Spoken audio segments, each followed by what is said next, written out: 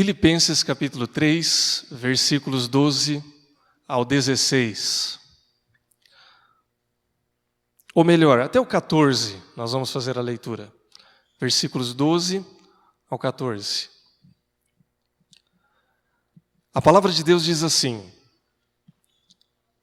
não que eu tenha já recebido ou tenha já obtido a perfeição, mas prossigo para conquistar aquilo para o que também foi conquistado por Cristo Jesus. Irmãos, quanto a mim, não julgo havê-lo alcançado, mas uma coisa faço, esquecendo-me das coisas que para trás ficam e avançando para as que adiante de mim estão, prossigo para o alvo, para o prêmio da soberana vocação de Deus em Cristo Jesus. Amém? Vamos orar. Pai, nós te agradecemos pela Tua palavra, nós cremos que ela é poderosa, eficaz e verdadeira para falar aos nossos corações e nos orientar em toda boa vontade do Senhor. Que assim o Senhor nos ajude nesta manhã, nos instruindo, nos orientando, nos exortando, para que assim possamos proceder. É a nossa oração em nome de Jesus. Amém. Nós falamos, portanto, sobre a questão e a necessidade de mantermos o nosso foco, de sermos simples. E quando a gente fala em foco, naturalmente, nós vamos nos lembrar de um alvo, de uma meta, de um objetivo a ser alcançado, para que a gente olhe apenas para aquele objetivo, ou para que a gente tenha aquela meta como o foco da nossa vida, das nossas ações, ou do período em que nós estamos vivendo. E possivelmente você já tenha passado pela experiência de conquistar ou de alcançar algum objetivo na vida, de atingir uma meta. E a sensação, geralmente, quando a gente atinge é muito boa, né? Quando você se propõe a fazer algo e você atinge aquilo que você está se propondo, você alcança aquilo, e então depois você se sente bem. Você fala, puxa vida, valeu a pena me dedicar por isso, valeu a pena abrir mão de algumas coisas, valeu a pena trabalhar, porque eu alcancei esse alvo e agora esse alvo é para mim uma recompensa e eu me sinto feliz. Mas possivelmente você também, como eu também, já tenha se decepcionado consigo mesmo ao falhar em alguma meta. Por mais que a gente goste de alcançar objetivos, a gente falha em alguns deles. Você quer ver um exemplo? É muito comum a gente falhar naquelas metas e objetivos que a gente define como resolução para a vida da gente no início do ano. Não é? Dia 1º de janeiro é o dia universal das promessas, das metas e objetivos. E o povão, em geral, celebra o dia da mentira no dia 1º de abril, né? Mas eu acho que o dia 1º de janeiro ele é meio o dia da mentira também, porque a gente mente para a gente. A gente coloca algumas metas, como, por exemplo, ir à academia, estudar um pouco mais, ser mais dedicado, né? Comer direitinho, né? Só comida balanceada, equilibrada, ser um cristão melhor, mais tolerante, mais paciente, evangelizar. A gente tem vontade, a gente tem disposição para ser isso, para fazer essas coisas. Quer dizer, tem um desejo muito grande e infinito. Só que, paulatinamente, a gente começa a quebrar algumas dessas nossas metas, desses nossos objetivos, porque a gente acaba perdendo o foco daquilo que a gente deseja. Então, sem foco, por exemplo, a preguiça vence aquele desejo muito grande de ir para a academia. Imagina, irmãos, nesses dias frios que nós estamos agora, que a gente fala que vai para a academia, chega naquele finzinho de tarde, quando você chega em casa, que você olha para aquela cama quentinha, para aquele sofá macio, e você fala, eu não vou sair para a academia de jeito nenhum, deixa para amanhã. Não é? Sem foco, a gente deixa isso de lado. Você fala em comida balanceada, aí chega aquele irmão, aquela irmã abençoada e te oferece aquele bolo de chocolate suculento, com aquele morango em cima do recheio. E aí você fala assim, só um pedacinho, né? E aí chega o fim de semana, aquela pizza gostosa, suculenta, saborosa. E aí você fala, hoje é sábado, hoje pode. E quando você percebe, você já quebrou a dieta também. E eu sei, irmãos, é difícil mesmo. Você diz que vai ser um cristão melhor, mas sempre tem aquele colega de serviço que te deixa irado, né? E todo dia ele vai consumindo um pouco da sua paciência. E aí você já sai sem paciência, e às 6:30 da tarde você pega a Avenida do Estado aqui daquele jeito, e você começa a dirigir, e tem alguém que acha que tem mais direito do que você, ali naquela faixa que você está passando, e aí você começa já a ser consumido pela ira, e de repente você descobre que é mais difícil ser um cristão disciplinado do que você imaginava. E assim a vida segue. Na verdade, a gente poderia colocar muitos exemplos aqui de coisas corriqueiras, coisas do cotidiano e coisas um pouco mais sérias ou importantes, que muitas vezes a gente coloca como alvo. A verdade, irmãos, é que em todas as coisas a gente precisa ter foco, a gente precisa estar determinado para realizar algo que, de uma certa maneira, é importante para a gente. Então, a possibilidade da gente perder o foco é muito grande. E nos dias de hoje, nos dias em que nós estamos vivendo, é mais difícil ainda que a gente mantenha foco em tudo aquilo que a gente faz. Nós temos muitos ladrões de atenção nos dias de hoje. Nós temos o smartphone, né? Que é uma bênção, é útil, mas que também rouba muito do nosso tempo. Por exemplo, quantas vezes você, só nesse último final de semana, checou o celular ali no WhatsApp ou no Facebook enquanto você estava conversando com um amigo? Para e observa, por exemplo, num restaurante, quanto tempo as pessoas gastam olhando para si ou olhando para os seus celulares. Acho que é até combinado, né? Tem 4 sentados numa mesa, os 4 ficam conversando pelo celular, né? E aí, quando um não está prestando atenção, ele mostra para o outro assim, olha aqui, ó, olha essa piada aqui, ó, olha essa imagem aqui. Isso em casa também. Então, hoje nós temos muitas coisas que desviam o nosso foco, né? E como é que a gente vai lidar e resistir a todas essas tentações? Porque se não fosse tentador, não desviava o foco da gente, né? Se o bolo de chocolate suculento não fosse tentador, a gente não comia. Se a cama quentinha e macia não fosse tão gostosa, a gente saía para fazer caminhada, não é? Então, há algo que nos desvia a atenção.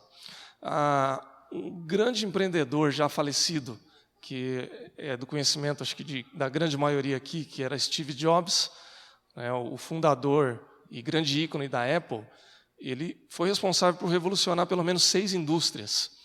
E ele era um cara profundamente obcecado pela ideia de foco e minimalismo. Tanto que os produtos da Apple eles são minimalistas, eles são bem desenhados para ser o menos poluído possível. E ele dizia assim, que o segredo de você ter foco é você aprender a dizer não. Ele dizia assim, foco é dizer não. É você abrir mão de tudo aquilo que te distrai. Não é propriamente você ficar olhando para aquilo que você deseja, não que isso não seja importante, mas fundamentalmente é você dizer não para tudo aquilo que não te leva àquilo que você está buscando. E eu concordo com ele. Eu acho que a grande dificuldade nossa é deixar de lado, e aí nós começamos a entrar no texto novamente que nós lemos, onde Paulo diz assim, deixando para trás, né, esquecendo-me das coisas que para trás ficam, avanço para aquelas que estão diante de mim. Então é verdadeiramente a ideia de dizer não, de não se importar e não dar muita atenção para aquilo que nos atrapalha, para aquilo que não vai nos levar onde a gente precisa chegar. Um grande teórico do comportamento humano, aí pelo menos bastante reconhecido recentemente, é o psicólogo americano Daniel Goleman. E ele ficou muito famoso por causa daquele livro que ele escreveu, Inteligência Emocional, em que até o início dos anos 90, quando você ia tentar preencher uma vaga de emprego, levava-se muito em conta no seu currículo a sua capacitação, onde você fez faculdade, qual é a sua pós-graduação, onde você trabalhou. Isso ainda continua sendo importante, mas depois do livro que ele escreveu, começou-se também a dar atenção para a inteligência emocional, ou seja, como você se comporta, como você lida com pressão, que tipo de pessoa que você é num ambiente comunitário. Então isso passou a ser levado em conta também. E um livro mais recente que ele escreveu fala justamente sobre foco. E ele fala da importância de nós termos a capacidade de manter o foco diante de algo que a gente precisa alcançar e chegar. Então ele diz assim que é preciso não deixar que as distrações nos tirem do nosso caminho. E ele diz que há dois tipos de distração, basicamente, que nos tiram o foco. A primeira é a distração sensorial. O que é a distração sensorial? É aquela que diz respeito aos sons, aos sabores, aos cheiros, às sensações que roubam a nossa atenção. Por exemplo, você está trabalhando no escritório, dá 11h30 da manhã, você sente aquele cheiro gostoso de comida e você só vai sair 12h30. Tem como trabalhar bem até 12h30? Irmãos, é complicado. Você nem está com fome, mas de repente vem aquele fenômeno assim que você começa a sentir uma dor de barriga, uma vontade de comer que é quase insuportável. Então isso é uma distração sensorial. Você começa a perder o seu foco porque você tem uma sensação que está te tirando o foco. E a outra é emocional. É aquela que vem de dentro de nós. Por exemplo, você está fazendo o seu trabalho ali quietinho, e de repente vem alguém que entra na sua sala de uma vez sem bater e já começa a te chatear, começa a te cobrar, começa a te fazer pressão e você fica irritado e aí então você já perdeu o foco daquilo que você estava fazendo. É o fim de um relacionamento, é um atrito com alguém que você gosta muito, é um desastre que acontece ali onde você mora. Então aquilo é externo, vai além de você, mas mexe com o seu interior. E você acaba emocionalmente desestruturado e perde o seu foco. A gente, irmãos, é bombardeado por essas coisas. E na vida cristã não é diferente. Muitas vezes Deus nos chama para um alvo, para alcançar um determinado objetivo na vida cristã. E, às vezes, nós acabamos nos perdendo nessa caminhada, porque nós perdemos o foco daquilo que é mais importante. O apóstolo Paulo, ele quando escreve aos Filipenses, traz no verso 12 dois conselhos básicos. Primeiro, deixar para trás as coisas que ficaram. E o segundo, avançar para aquelas que estão diante dele, que vão levá-lo para o alvo, que é Cristo. E manter o foco assim somente em Cristo. Então, como que nós podemos ser uma comunidade simples, que alcança o objetivo, que é a caminhada até Cristo? Em primeiro lugar, como o próprio apóstolo Paulo deixa claro aqui, deixar de olhar para aquilo que nos atrapalha. Se o nosso alvo é Cristo, se o nosso alvo é ter uma vida com Deus, uma vida verdadeiramente saudável com Cristo, é importante a gente não ficar focando naquilo que não nos ajuda.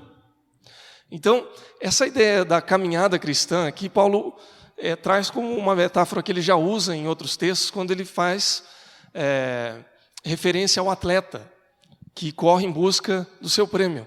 Então, é a corrida cristã como um peregrino nesse mundo. Então, um atleta, por exemplo, nós estamos aí no tempo das Olimpíadas, né? Para que um atleta seja bem-sucedido, ele tem que dizer não para um monte de coisas. Então, por exemplo, ele tem que dizer não para a balada, ele tem que dormir cedo, ele tem que dizer não para a alimentação fora de hora, ele tem que comer as refeições no horário certo, a refeição equilibrada, porque o corpo dele necessita disso. Ele tem que treinar duro por horas, mesmo que ele estiver cansado, mesmo que ele estiver com dor, porque ele tem que abrir mão, inclusive, das suas dores para caminhar bem. Então, essa é a imagem que o apóstolo Paulo... E aqui no versículo, ou no capítulo 3, ele está usando essa ilustração. Por quê? Porque os filipenses, eles estão, de uma certa maneira... e isso não era um problema só dos filipenses, era um problema ali da comunidade cristã inicial.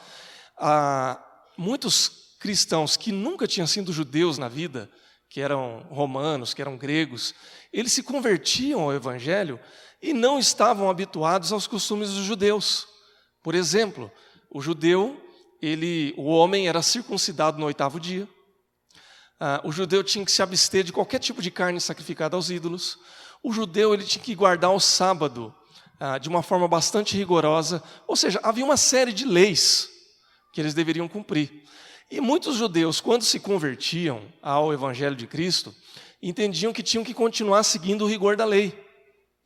E pior, quando romanos, gregos e outros cristãos se convertiam, esses judeus falavam assim, agora vocês têm que se circuncidar. Vocês têm que guardar o sábado. Vocês têm que entrar dentro da nossa cultura judaica para que vocês sejam cristãos genuínos. Eram chamados assim de judaizantes, ou seja, tinha que judaizar aqueles que eram cristãos. E isso estava trazendo uma série de problemas dentro da comunidade cristã inicial. Ou seja, eles não eram os judaizantes cristãos muito focados e nem permitiam que os outros fossem focados em Cristo também. Porque para ser um bom cristão, não bastava você olhar para Cristo, você tinha que olhar para os hábitos, para os costumes, para as leis e para os rigores. Então eles não tinham paz e não deixavam ninguém em paz, né? Essa era a lógica. E aí Paulo diz o seguinte: não é por aí. Vamos deixar essas coisas para trás, porque isso tira o nosso foco, porque isso atrapalha a nossa vida cristã.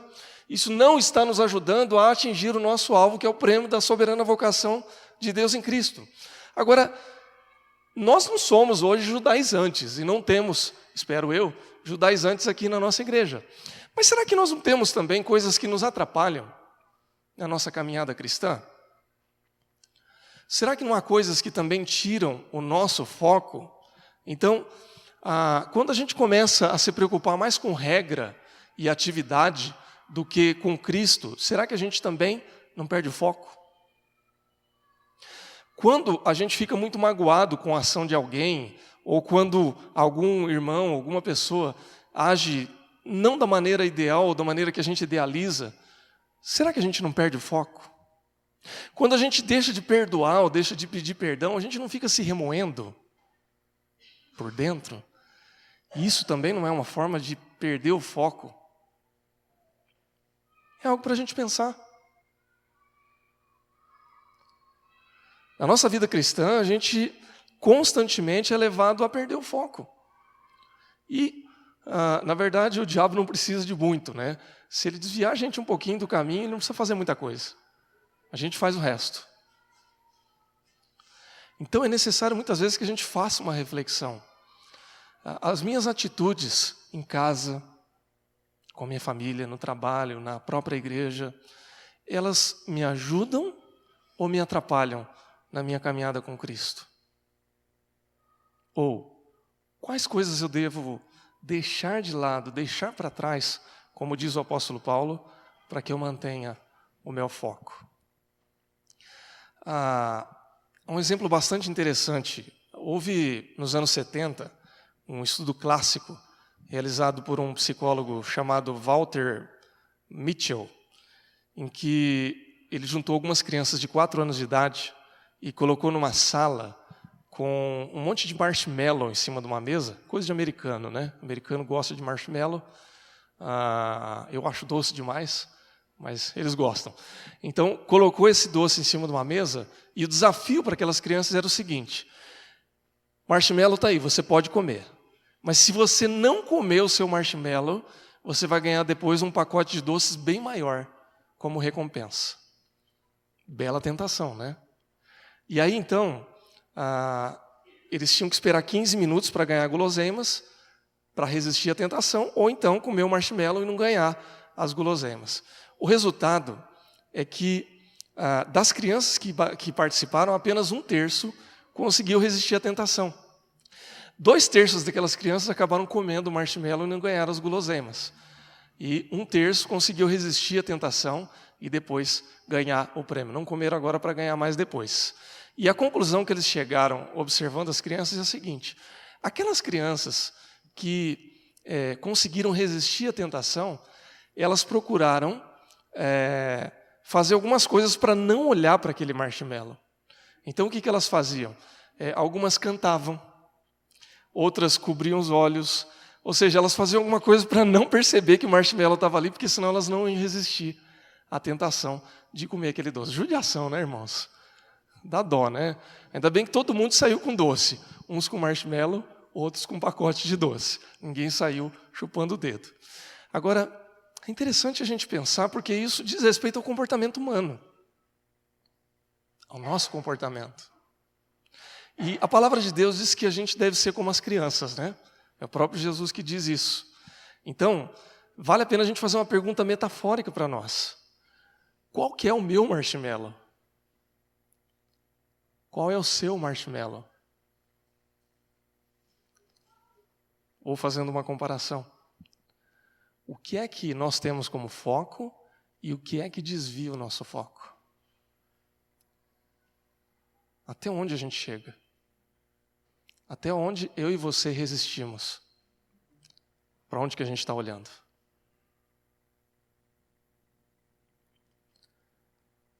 Jesus nos faz um desafio e a palavra de Deus também nos desafia nesse sentido. O que nós precisamos deixar para trás para que a gente possa alcançar o nosso alvo? Vale a pena a gente pensar nessas coisas e olhar apenas para Cristo. E essa é a segunda orientação e o segundo desafio da palavra de Deus. Olhar para aquele que é o nosso alvo, o Senhor Jesus Cristo. O apóstolo Paulo, ele deixa muito claro qual que era o objetivo do cristão ali. Ele estava preocupado em conquistar o prêmio da soberana vocação em Cristo Jesus, que era a vida eterna. E também o cuidado com Deus, ou o cuidado de Deus para essa vida. Por quê? Porque, de fato, a gente não faz nada para conquistar a vida eterna. Deus nos dá por meio de Cristo.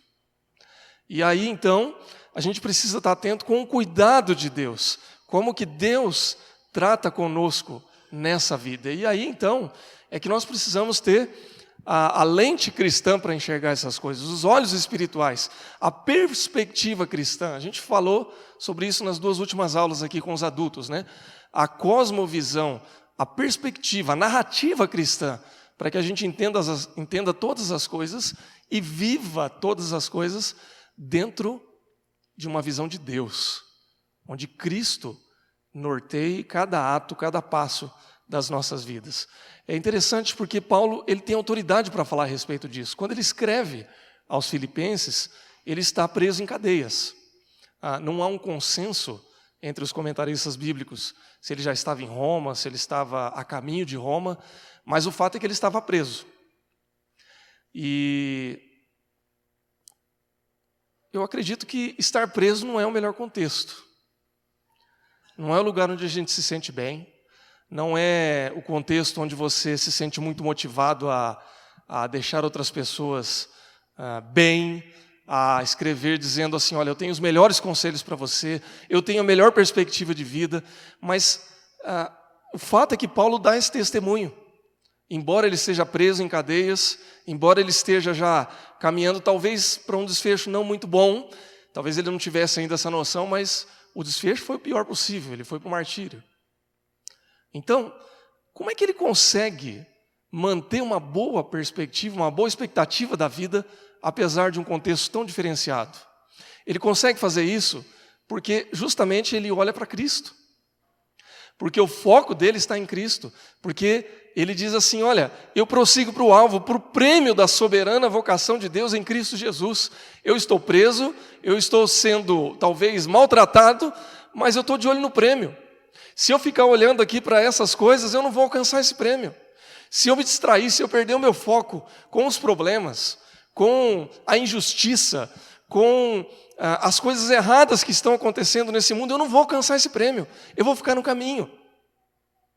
Então, na verdade, irmãos e irmãs, é um desafio para todos nós, para que a gente continue olhando para Jesus como o alvo da nossa vida, para que a gente não se perca na caminhada. Eu conheço, e você também conhece, pessoas que se perderam,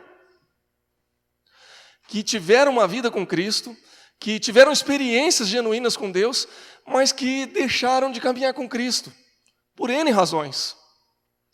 Porque se chatearam com o irmão, porque a igreja que ele frequentava não atingiu as expectativas que ele alimentava, porque a vida que ele estava vivendo num certo momento talvez fosse muito dura, perdeu alguém que amava muito, perdeu o serviço, quebrou na empresa, enfim, fatores adversos, e que a pessoa começou a questionar a sua fé e começou a pensar, não vale mais a pena, eu não quero. Isso nada mais é do que desviar o foco de Cristo. Então Paulo dizia, não, deixa para trás essas coisas e olha para o seu alvo, que é o prêmio da soberana vocação de Deus em Cristo. Paulo era sensacional nesse aspecto. Ele estava preso, ele pregava aos guardas. Ele ficava preso em cadeias, ele testemunhava do amor de Deus para que os outros irmãos tivessem coragem e pregassem com ousadia. É a diferença de perspectiva. Ele olhava para Cristo. Então, irmãos e irmãs, talvez nós tenhamos nas nossas mãos hoje oportunidades singulares de pregar o Evangelho, de testemunhar de Cristo, mas talvez a gente tenha dificuldade de fazer isso hoje, porque outras vozes estão nos desviando. Ou para usar o exemplo aqui do Goleman, né? Seja por sensação, ou seja por algum fator externo, a gente está perdendo o nosso foco.